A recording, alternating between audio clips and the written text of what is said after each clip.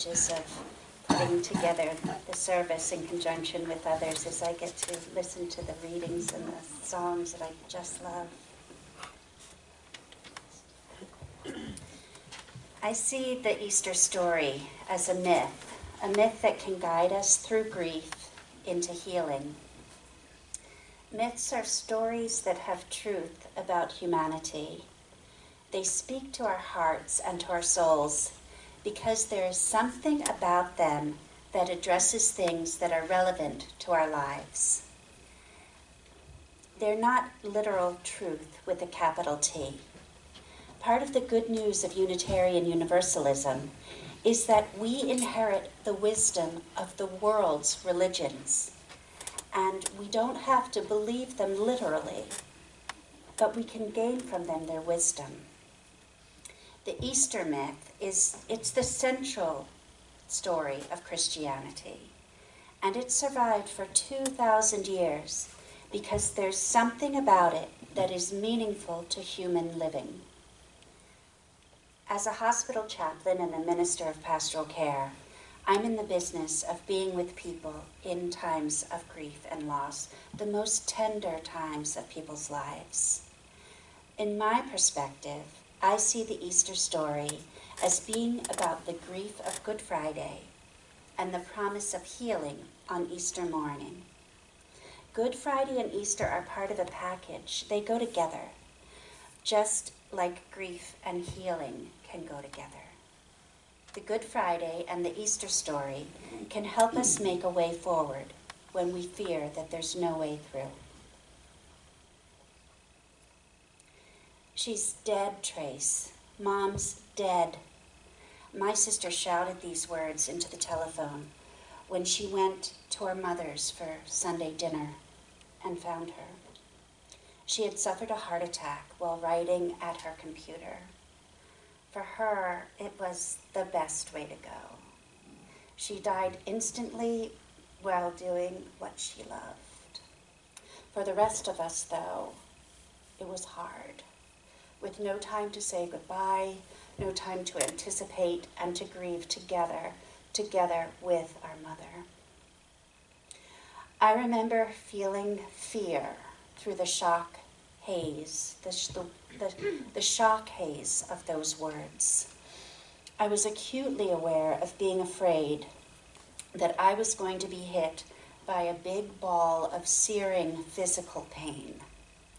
Linda, our mother, was my birth mother. I was adopted as a baby and grew up in a different family. When I was 29, we reconnected, and we spent the next 15 years until her death getting to know each other, and in the process getting to know ourselves more deeply. We lived thousands of miles apart, but spoke for hours at a time on the phone, often. With Linda, I got to know about love more deeply than I ever had before. I learned how to share joy and anger. I learned how to be a parent myself. She had become my closest friend and my confidant, the person that I reached out to when my world was crumbling. And now she was dead. I wasn't even sure what that meant, but I had a sense that it was really final, and that somehow it was going to hurt more than I knew what to do with. I was afraid that grief would overwhelm me in body, mind, spirit completely. I was afraid that I wouldn't be able to heal from that loss. Grief is as old as love. In the 2,000-year-old story of Jesus' death, we hear about the woman who loved him. They witnessed his death on Good Friday, and then they went home for the Sabbath without him. I always think it's odd when just moments after somebody passes, people will say, I loved him so much. Loved in the past tense, as if with the person now being dead, the love is somehow gone too. That's not how the heart works. So the women went home, and they were carried through the next hours by the traditions of the Sabbath, as they followed what their mothers and their grandmothers had done for generations. When the Sabbath was over, they returned on Easter Sunday morning to the tomb with spices to anoint and embalm the body, allowing the ritual to help them contain their grief. I never did get hit by a ball of pain after Linda's death. I was tired for weeks and slow in all things. What helped me to grieve her the most was going down to Texas and doing her funeral. Running the family meeting, helping them to create the service that they wanted, that was all so healing. The customs of receiving those who loved her at the viewing, hearing their stories, they had known her in ways I never had. So hearing their stories from across the years, grieving together and celebrating her beautiful and her full life, these things kept the pain ball at bay for me. I always thought that I would see her, that she'd come to me in visions, and she hasn't so far. But she lives on in my heart as surely as if she is still down in Texas with the bluebells writing novels. The Easter for me is that over the years, as I was getting to know her, I must have also been internalizing her, taking in her wisdom and her love and making them my own. She never seems far away from me. There are two central messages of Easter. One is that we shall have eternal life, that we live on even after death. I interpret the soul truth of this, the wisdom that speaks to the human's heart, as being that while our world will be forever different after a loved one dies, we can change our relationship. We can change our relationship, the way we relate with that person, and they can live on in our hearts, still a part of our lives. I've shared with you before my love of German poet Rainer Maria Rilke. He has a few lines that capture this message of hope after death for me. He writes, again and again, however we know the landscape of love and the little churchyard there, with its sorrowing names, and the frighteningly still abyss into which the others fall. Again and again, the two of us will walk out together under the ancient trees, lie down again and again among the flowers, face to face with the sky. The frighteningly silent abyss into which the others fall, that's the pain ball that I was afraid of at Linda's death. What if I fell into some bottomless pit that was silent, in which I was alone with no others? What if I didn't have words to help me reach out? And what if no one was there to hear me or to care? What if I were alone in my heartbreak? How would I survive? The Easter message is that we are not alone, that relationship carries us. Mary Magdalene, Salome, they went to the tomb together to carry out the ritual of tending the body. And the promise is that the one who died still lives on in relationship with us. The two of us walk out together under the trees and among the flowers, held in the beauty and the life of nature. Before I moved to Fond du Lac, I served as Minister of Pastoral Care at a congregation near Denver. My first day there, I was requested to go and visit Arlone, who had just been diagnosed with terminal cancer. This started a 6-month journey with her and her family as we went through her illness and her death. She was so full of life, shared her writing and her artwork with me, and she brought me into her family.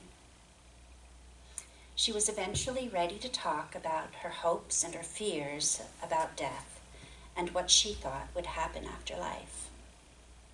As I listened, I began to hear our hymn, Breaths, in my head, the hymn that the choir just sang. Arlone's theology around death was the same as what is sung about in that song. It was written by Barago Diop, a poet from Senegal in West Africa, and Arlone had taught school in that area for many years. I'm not sure if that seeped into her bones. I don't know. The poem was put to music by Dr. Issei Maria Barnwell, a Unitarian Universalist, who was part of Sweet Honey in the Rock. You may know Sweet Honey, an African-American women's a cappella group. I love them. Anyway, when I met Arlone, our UU Teal hymnal had just recently come out, and people were beginning to become familiar with that hymn, Breaths, which is in it. She and her husband were big music lovers, so I shared that song with her. She immediately recognized it as capturing her own thoughts and feelings. Our church had a woman's ensemble who sang that song, and so I called them, and I asked if they might sing it for Arlone. The next day, they went to her home, and they sang it for her and her husband, Jean. And that evening, Arlone passed. She passed peacefully in her sleep, next to her husband of 50 years. I continued to minister with Jean over the years, and he often retold that story, sharing how he felt Arlone's presence in specific music pieces that they both loved. She also loved the Colorado wildflowers, and their family had a special spot up in Vail Pass where they liked to camp. That spring, the family and I hiked up into the pass and scattered her ashes when the wildflowers were in full bloom. For Jean and their family, Arlone lived on. Their relationship continued, just differently than it had been before. Because they had been able to talk about Arlone's views, it helped her family to move on into a new way of relating with her after she passed. In this way, they didn't get stuck in their grief.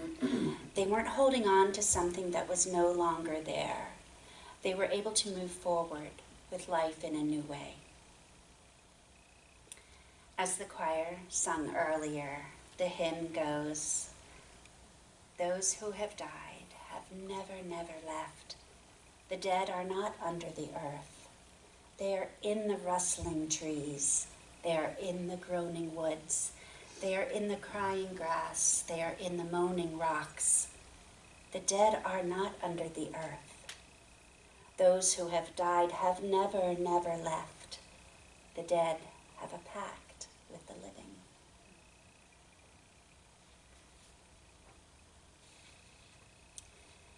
The other central message of Good Friday and the Easter story is that we are all forgiven.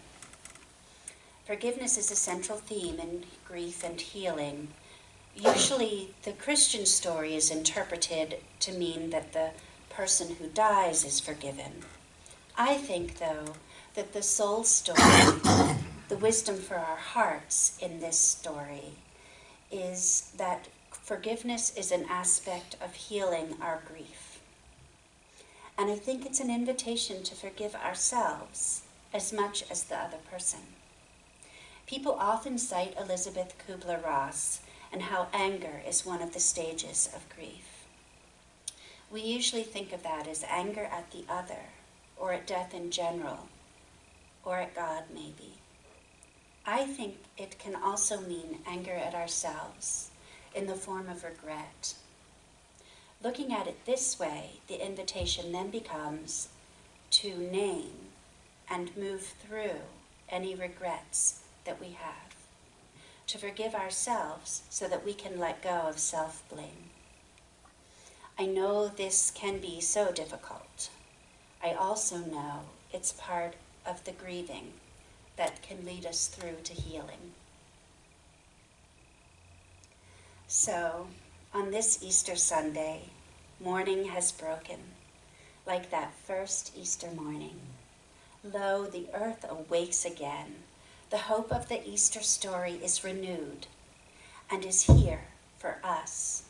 May we receive the hope and the healing so that our cup of love overflows. May we keep reaching out to those around us as we make this human journey together. May it be so. Amen.